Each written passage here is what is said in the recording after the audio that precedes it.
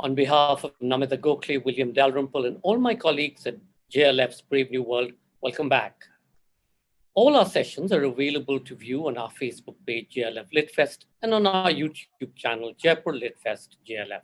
Our official radio partner is Red FM, Bajate Raho. Our session today is on the power of big tech and surveillance capitalism. Carl Miller in conversation with Mihir S. Sharma. Multinational corporations are being shut overnight with a single tweet. Facebook's income has grown bigger than the GDP of many countries. Robots are battling for elections. Coders and hackers are writing policies and rewriting politics, and algorithms are shaping our lives in more than imaginable ways. Carl Miller's Transmission Prize-winning The Death of the Gods reveals the fascinating and often hidden characters of the digital realm that are changing the world. In this timely and incisive session with Mihir S. Sharma, they explore power in the age of digital media and trace how it is being transformed, fought over, lost, and won. Carl Miller is the founding research director at the Center for the Analysis of Social Media, CASM, at Demos, a British think tank, for the past 9 years. He has researched how the digital world affects politics, society, crime, journalism, warfare, and business. He presents programs for the BBC's flagship technology show, BBC Click. Mihir S. Sharma is Senior Fellow at the Observer Research Foundation and head of its Economy and Growth Program. In 2019, he co-edited What the Economy Needs Now with Abhijit V. Banerjee, Geeta Gopinath, and Raghuram Rajan. Please do remember to comment and ask questions by typing it into the comment section below. And in case any of you drop off due to bandwidth issues, you can find us on our YouTube channel, Jaipur LitFest JLF. And in case we drop off, just hang in there. We'll be right back. Ladies and gentlemen, on the power of big tech and surveillance capitalism, Carl Miller in conversation with Mihir S. Sharma. Over to you guys. Thank you, Seanjoy, and thank you all of you for joining Carl and I on this short little discussion about how power is shifting in this time in which we live, at a time in which, as Seanjoy said, large companies own a lot more of you than you think. They know a lot more about you and your behavior than you think. And that's affecting the world around us in ways that we have only begun to understand. Carl, welcome. Hi there. Hi, everyone. Hi. And Carl, thank you for writing this excellent book. Now, you've called it The Death of the Gods. And in some sense, as your subtitle, which is the new global power grab, tells us, it's all really about power and about how the old gatekeepers and monopolists of power in our world are giving way to a new set. So could you sort of, I'll ask a sort of very vague and open-ended question to get us going, but could you give us a sense of how this power transmission is taking place? Sure. Well, firstly, hi, everyone, and thanks for joining us. It's wonderful to be here. Power, yes. So I decided to really conduct a journey for a year, trying to reach into kind of some of the shadowiest crevices of our lives where tech was really changing it. And kind of power was my guiding light. It was an idea that I thought we don't talk anywhere nearly enough about. And what it really tries to capture or describe, the way I always thought about it is it's almost like the vessel that your life flows within. It kind of defines its outer edges, it defines its shape.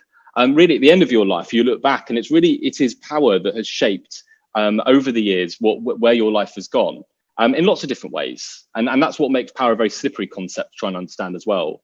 Sometimes it can be hard, coercive forms of power. Those are the ones that are usually most familiar to us. A knife to your throat, a gun to your head, of course, are forms of power.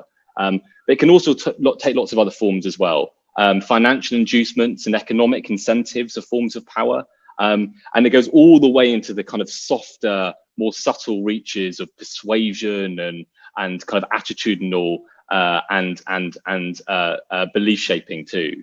And it was all of these kind of this array, this kind of ballooning of different kinds of power that I was interested in, and really interested in how it was, as you said, changing, how it was either changing hands or changing forms, in therefore determining what each of our lives really are like, how they're shaped, and who is doing the shaping.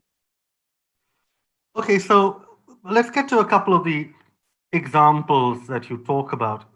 One of the things that you mention is that the way the great power competition, particularly when it, whether it's military or geopolitical, has changed, and this is something, of course, that all of us have woken up to since the 2016 election in particular. And there is a sense that through the internet, countries can intervene in each other's politics in a way that we necessarily hadn't seen before. Are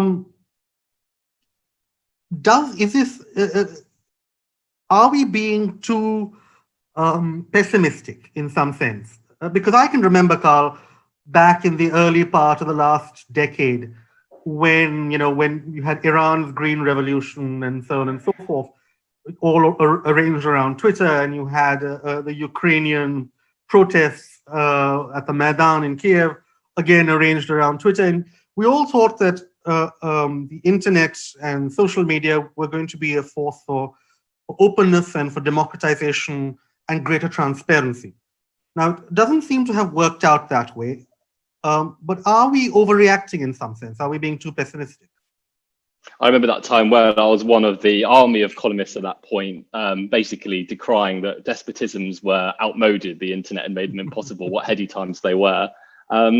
If anything, Mihir, I actually think we're not being pessimistic enough in this particular kind of way in which power works. And I think the reason I really wanted to look at it was I think it's also one where we probably most dramatically misunderstand really what's going on. Quite often the kind of narrative that we see and we talk about is about fake news or it's about misinformation, but really something else has happened, something kind of enormously important. If you look from around 2005 onwards, militaries around the world, like a stack of dominoes, one after the other, have all done what I think is one of the most consequential pivots in their history. Each of them, one after the other, redefined what they thought warfare was. It began with the United States, the British Army did it, the Indian Army has done it, the Russian military has done it too. Each of them basically was asking themselves the same question. We now live in the information age. How do militaries stay relevant? What's our job now? And each of them made this kind of flip, this conceptual flip. They'd all, of course, recognized for centuries that information was an important tool of war. Of course, they all had. It's always been used in deception. It's always been used to try and fool the enemy. But something else happened. Each of them redefined warfare, not as something which uses information, but as information as a theater of war, a space which war happens within. So suddenly you had air, sea, land, space, and information. And some of them even added cognitive as an entirely new theater of war on top of that. And then suddenly the whole kind of vernacular changed. You had information dominance, you had information maneuver, informational weaponry, mimetic weaponry. And each of them began to try and build capabilities really to try and dominate, as militaries always will try to do, this new theater, this new space of conflict.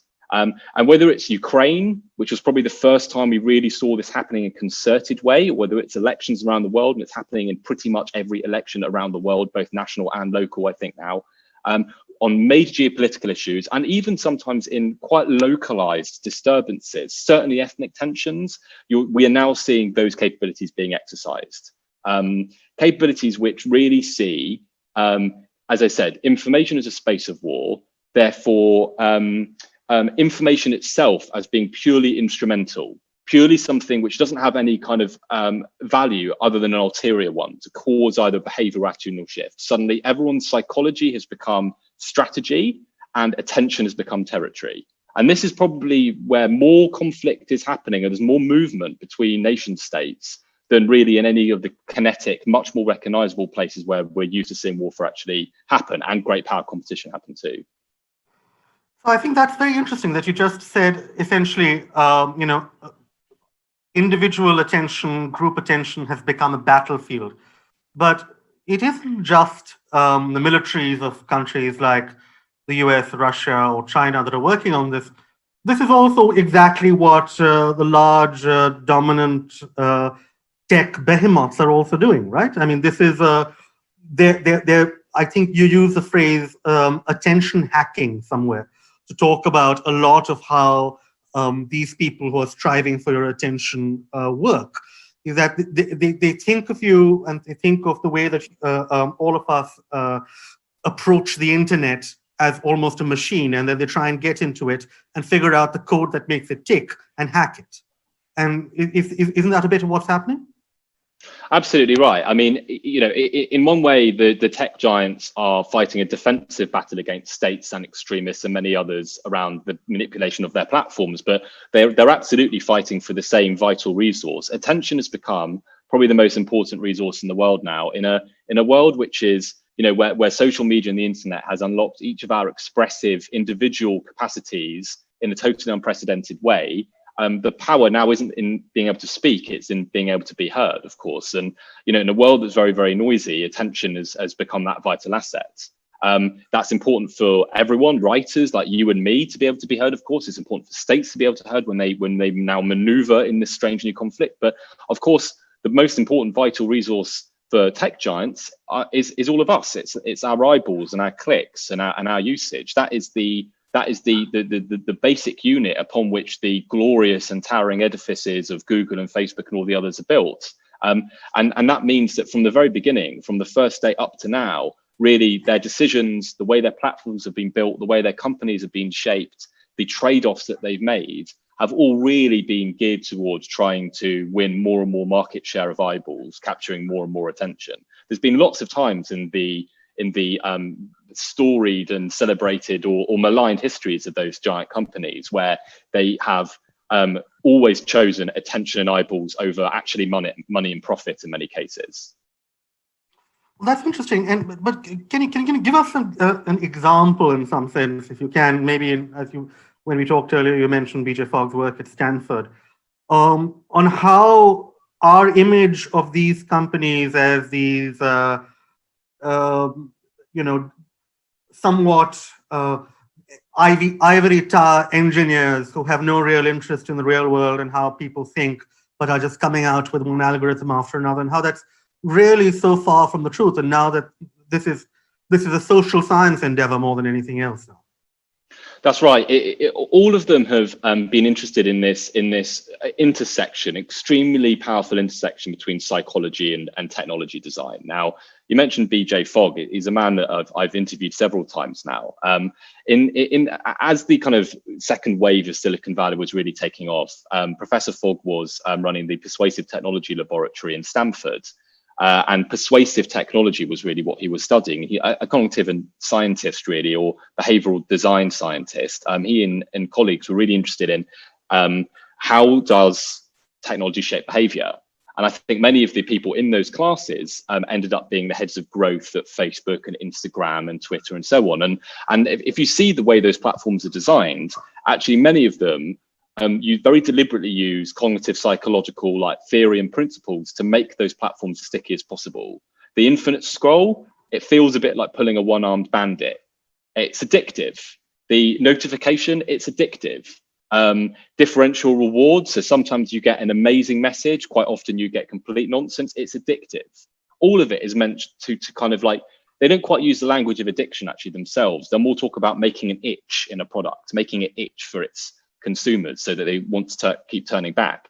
And because those have become the kind of baked in standards within the industry, it's kind of impossible to compete now without trying to make tech as addictive as possible, because otherwise you're just going to be completely eaten by your competitors that will. But that of course leads us then into what tech itself and whether people actually understand it. And you began to allude to kind of what one of my favorite parts of the book, or certainly the kind of favorite bit to research. It took me months to do. It really was one of the most difficult acts of persuasion perhaps that I had to do, but I finally got an algorithm maker at one of the tech giants who makes one of these algorithms that we use on a daily basis. I got him to actually show me the algorithm. Writers had spoken about it all the time, and we're all speculating as to its corrosive impact on society. I really wanted to actually see it. And finally, I mean, he threw a kind of counter surveillance field over us as we spoke. We had to do it outside. He certainly showed it to me on pain of being fired, if not sued by his company. You'll notice I'm carefully trying to stay as neutral as I can in describing the company itself and the algorithm. I can't give you any more detail than I am. We finally started to look at it, and it showed it to. He turned it around, with this great grin on his face, like a kind of proud parent, like showing me his child. And it was one of the most underwhelming things I think I'd ever seen in my life. All this build up, all this work, this $1 billion algorithm. And it was about 1.5 pages of differently colored text on a white screen. There it was. But when we started to go through it, that's when I kind of really realized quite what this thing actually was. It had all these square brackets, which coders will know as functions. And really, it was function after function after function. If you imagine, basically, it was a house made of bricks when each brick was itself a house made of other bricks.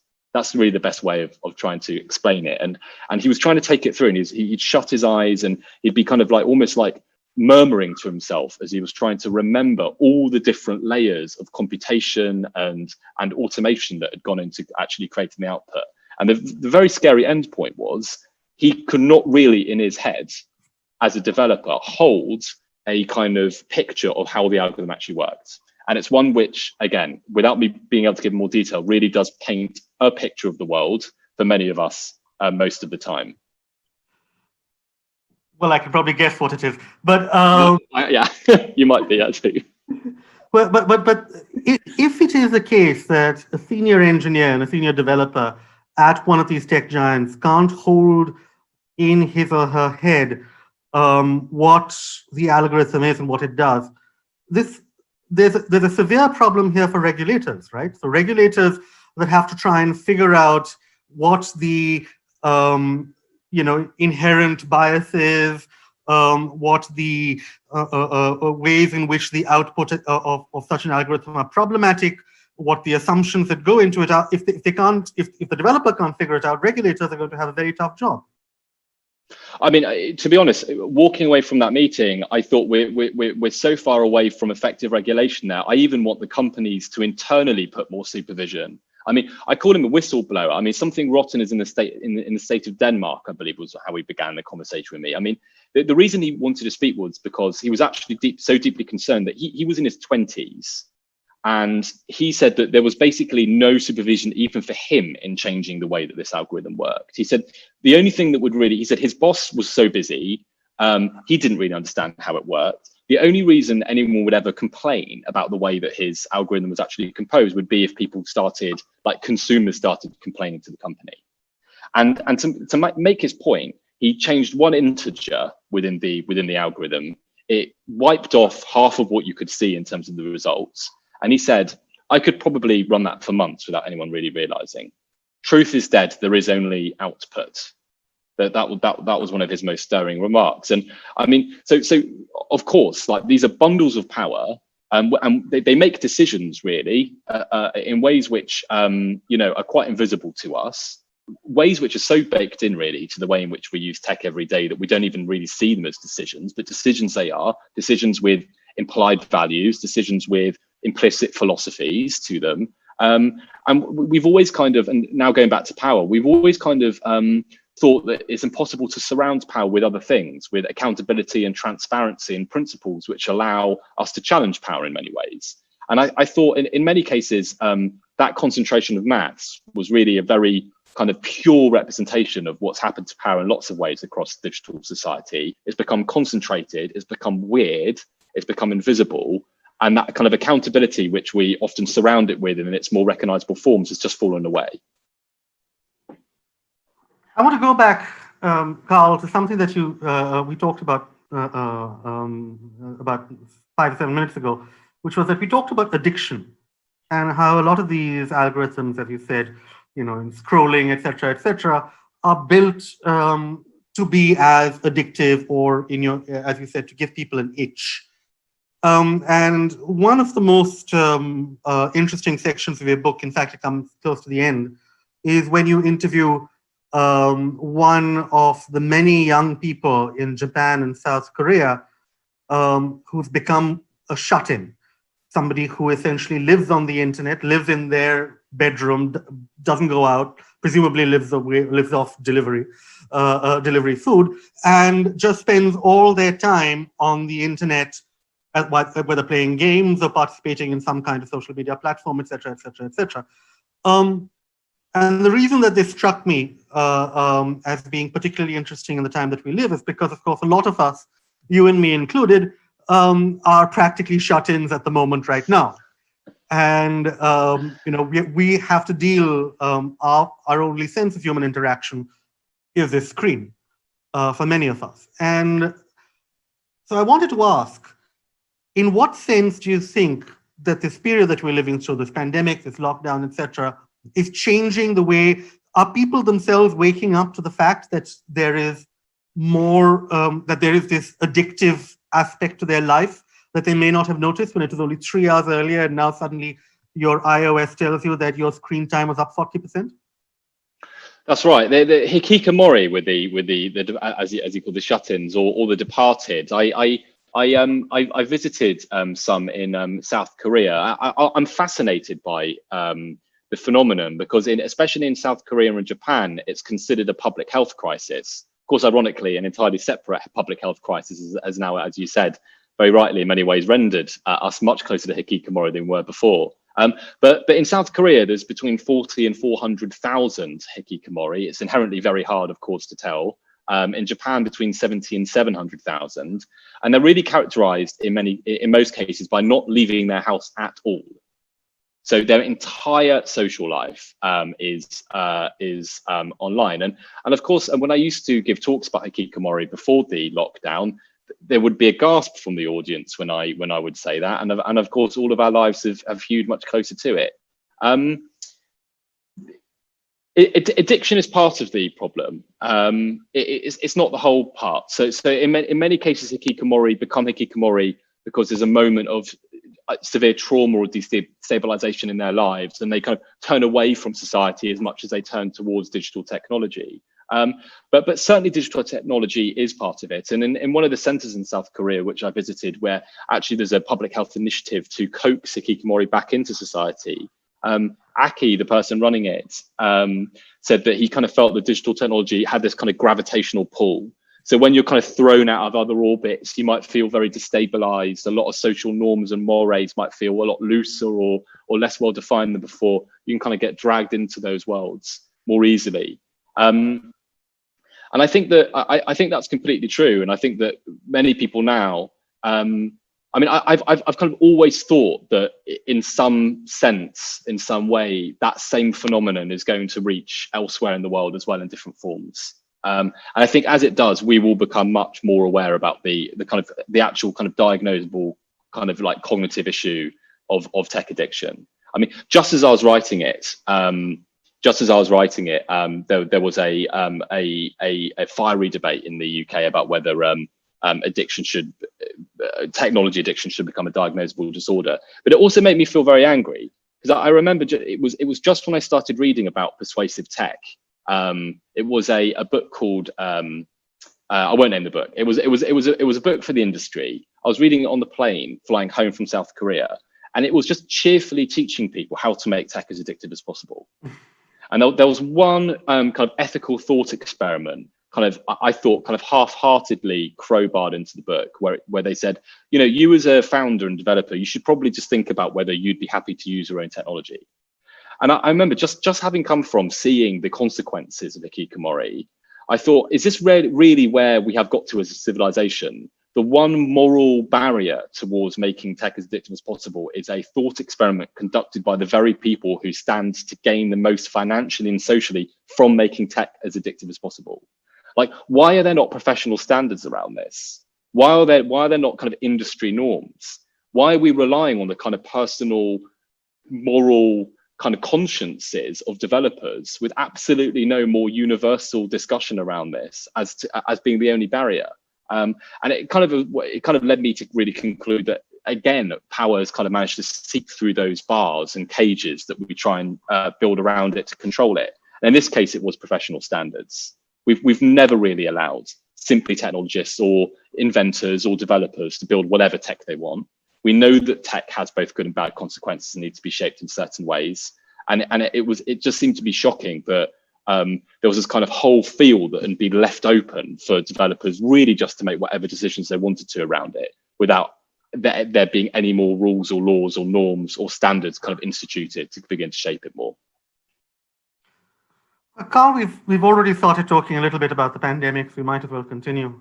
One of the ways in which I think all our lives have, in which the interaction between tech, the pandemic, and our daily life has particularly changed is we're all exposed to enormous amounts of information right now about something that we know very little about, namely the coronavirus. And not all of that information is, of course, reliable. Not all of it has been scientifically tested. A lot of it is pseudoscience. A lot of it is just fake. And has there been an explosion in rumor mongering around this? Have the tech platforms started thinking about what they can do about it? I know that Twitter, for example, has tried to take some posts off or put a little warning sign on beneath these things. YouTube has been trying to do something similar. Has there been more of a response than you would have expected, actually? Well, firstly, on the scale of the problem. So, I mean, I think it's been totally breathtaking. I mean, myself and colleagues and lots of other researchers in this area have simply not been able to keep up with what I think is the most conspiracy theory laden rumor mongering moments of our lifetimes, for sure. We've never seen conspiracy theories at this level. We've never seen both the levels of entirely innocent and entirely deliberate forms of misinformation and disinformation awashing the platforms. To be fair to the tech giants, they've actually reacted in an extremely aggressive way. There's nothing like more so than I think that they have in other situations, much more so than they have in questions about elections and so on and so forth. I mean, I think there's nothing like a pandemic to wash away a bit of philosophical fog and haziness. I mean, they basically rewrote what they thought online harms were. I think implicitly, if you look at the like stated policies of the platforms, and this was an argument that myself and lots of other people were having with the platforms for a long time, they tended to have a very individualized notion of online harm. So a piece of information that caused you to drink bleach, they always thought was harmful. But conspiracy theories washing around in society, they usually didn't. They thought that was just politics and that they shouldn't intervene or censor.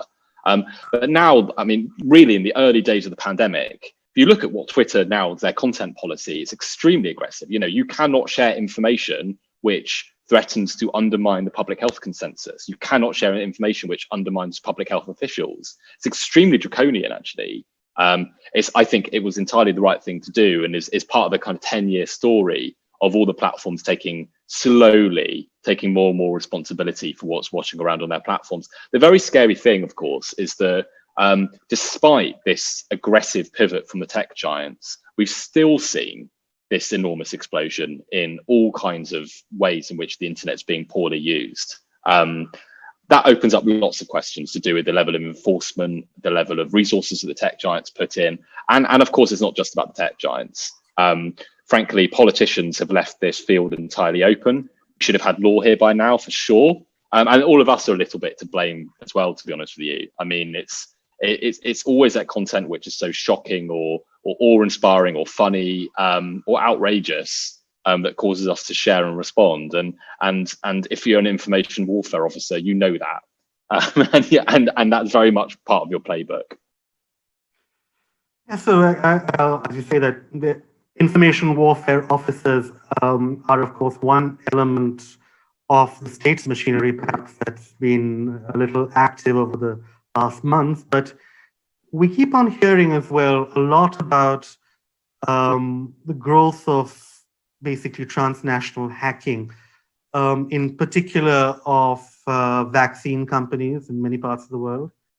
And I guess one of the corollaries of having so many different locations where vaccine development is taking place, as well as the fear that whichever country gets it first will try to monopolize it, or at any rate, move to the head of the line in receiving the benefits of that vaccine, that a lot of hacking is taking place. Now, is there some sense in which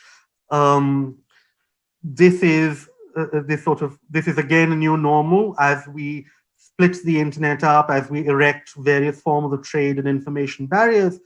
There's a vast payoff to being one of the countries that can break down those barriers. So if you're a Russian hacker, you can suddenly, command much higher prices on the market than you could maybe 4 or 5 years ago. That's right. I mean, that was hands down the favorite thing that I researched for the book. You're hanging out in Las Vegas. You're maybe at Caesar's Palace, Snaccus Maximus, and suddenly once a year, every year, apart from this year, a whole new kind of player comes into town. They wear black. They have blockchain tattoos on their arms, shock blue mohawks. Tens of thousands of the world's best hackers all descend on Las Vegas for a convention called Defcon. And when you're there at Defcon, don't take your phone, don't take anything electronic to Defcon at all. They walk down the strip, and sometimes you can actually see them hacking the bus network or the billboards as they go. And then on these glowing neon stages in front of 10,000 of their peers, every year the world's best hackers will announce the year's most fiendishly clever hacks. And it is just totally unbelievable. It's totally unbelievable. People just will not believe what these people are capable of doing. I mean, I saw one man stand up and say, "Your laptop's not connected to the internet. Don't worry, I can hack it anyway." And he hacked a laptop right there using light. He then hacked it using light you couldn't see. He then hacked it using sound you couldn't hear. He then found a way of, on the hacked laptop, not connected to the internet, adjusting the gamma ray settings on the screen so he could get data out of it. Another man stood up and basically proved that he could cause most of the wind turbines in the world to burst into flames if he wanted to. Someone else stood up and announced a deep hack. They taught an AI how to hack, and like many parts of the world, everyone was afraid that hackers themselves would be automated. I kind of came away from DEFCON really believing that the hackers are the new digital aristocrats of the digital age. I believe they are a kind of class. There's definitely a kind of countable number of the most capable. They definitely have like shared values and culture, not in politics or in who they. I was going to ask that. What is the sort of there used to be back when we were young, this notion of the ethical hacker who lived by some kind of code that the rest of us couldn't understand. Has that gone? Has that that doesn't exist anymore? No. I mean, so hackers work on all different sides of the law. There's white hat, black hat. Most of them are grey hat. To be honest with you, certainly the most profit orientated ones. They work for the highest payer. Whether you're a state law enforcement or potentially a serious organised crime network. They work on all kinds of politics as well. There are hippie hackers, there are Assad hackers, there are fascist hackers. And to be honest, most hackers probably think that politics is for losers in the first place. But the thing that unites them is actually fascinatingly another place I visited. I think a kind of ethical body of philosophy around how humans should engage with technology, which actually began in a model railway company in MIT in the 1950s, and you can still go there. There's still a model railway. It was the first place where they pushed computers out of a military lab. They kind of dumped them on the outside this corridor, and in the model railway were basically a bunch of extremely technically curious engineers from MIT in the late 1950s, and then suddenly there's a computer standing there. And they just went crazy. They pulled it apart. They wrote the first assembly language for it, the first software, the first computer game. They made it sing.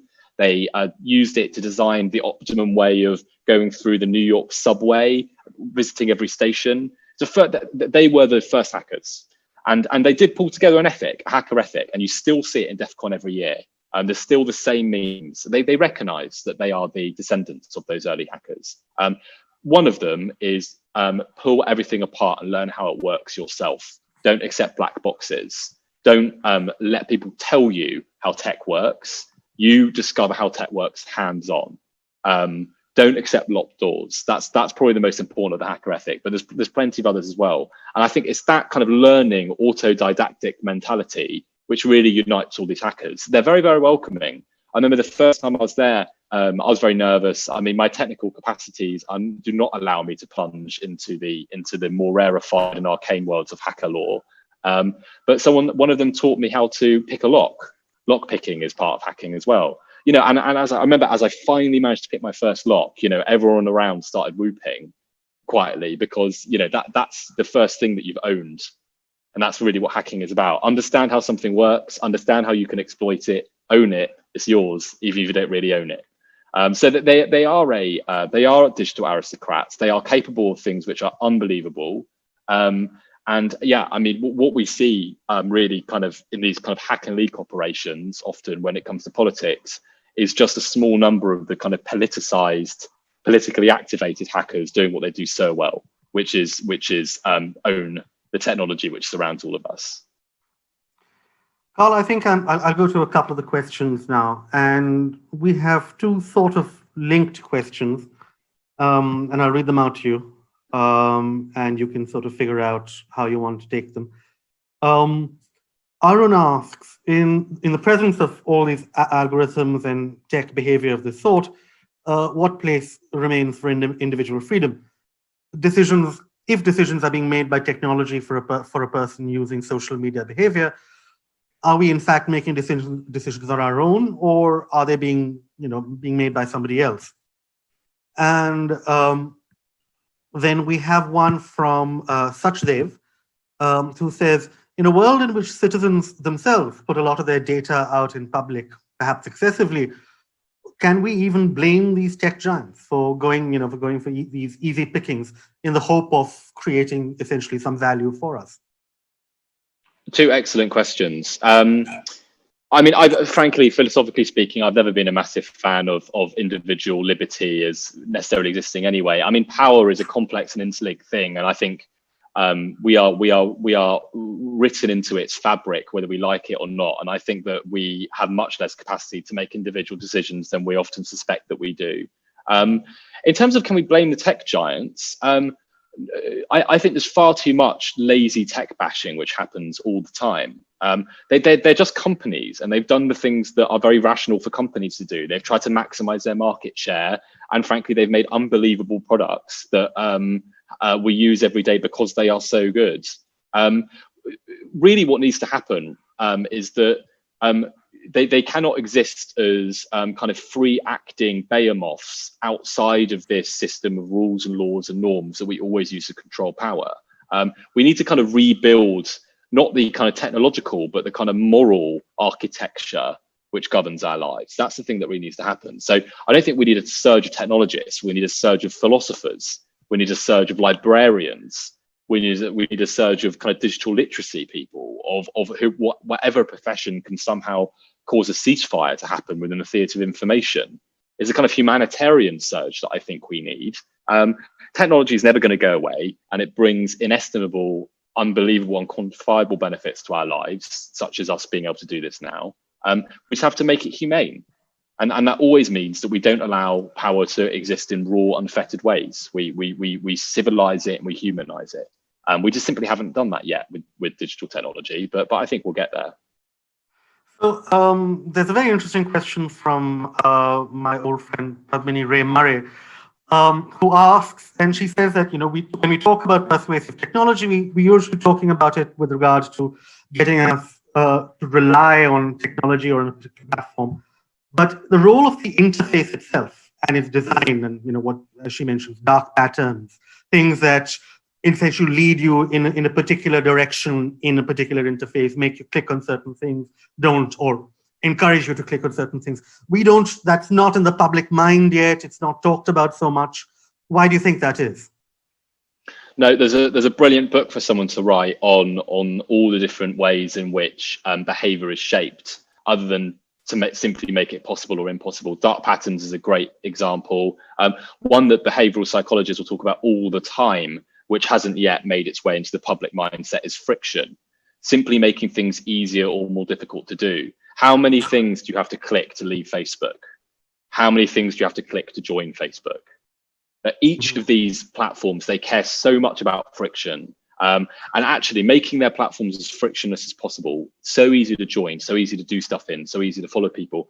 That's actually the world where all these rumors and memes and virals and information warfare flow so easily within. And I think so much of it could be fixed by us actually judiciously re-adding friction in to things. But it's not part of the mindset yet. Exactly how we do, well, I think there's probably a Nobel Prize for Literature in the person that manages to popularize those unbelievably powerful forces in a way which people can understand. I quite often think, and I certainly have been guilty of doing this myself, is there is this kind of knee-jerk reaction that people have that tech is so complicated and the algorithm's so understandable. This is just simply not something that they can get their head around.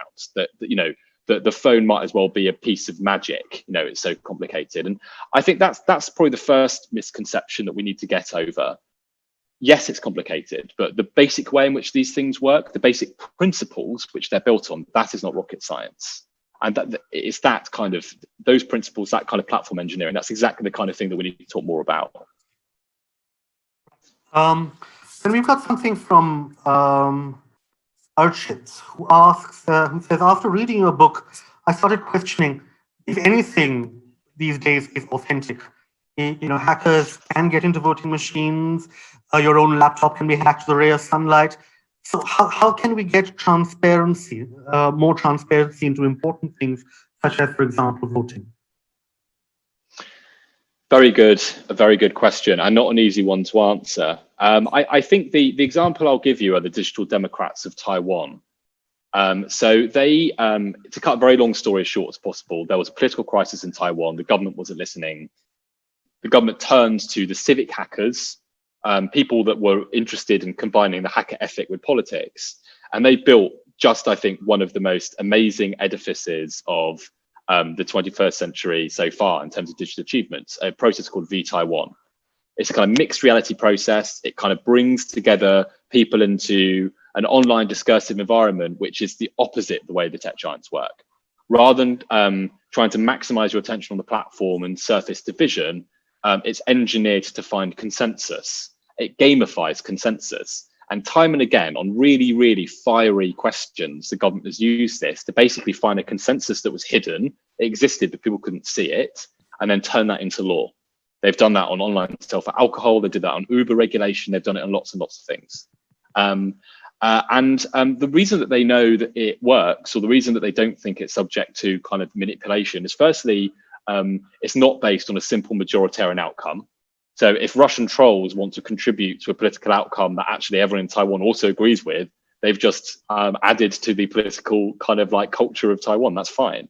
But it's also based on technology which is open sourced. And I think that kind of radically transparent architecture and policy and process, well, that's what we see in Wikipedia. And Wikipedia is kind of one of the, I think I describe it in the book as the first kind of digital wonder of the world. I think it is.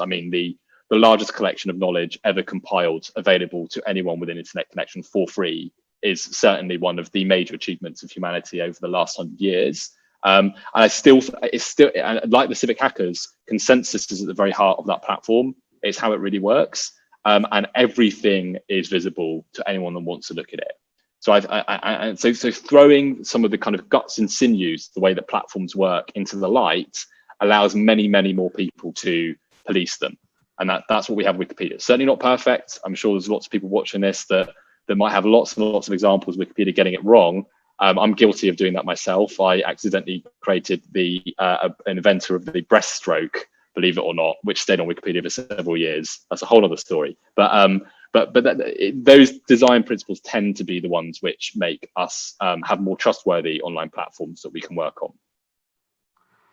Well, thank you, Carl. I think we're almost at the out of time, but I wanted to end with, you've given us sort of something a little bit positive to end with already, but I wanted you to, you wrote a very interesting piece a couple of weeks ago on the subject of a few rules for online behavior, particularly at this time.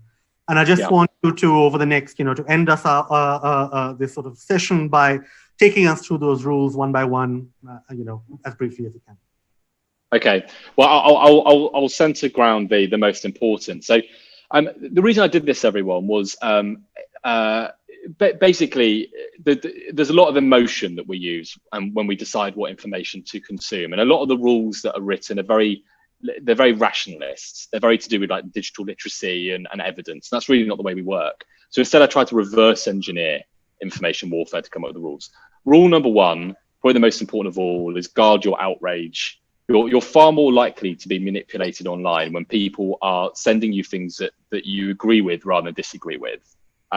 Your outrage is the most easily activated thing. Guard it. I'll do 3. Number 2, beware the passive scroll. It's the easiest thing to manipulate you.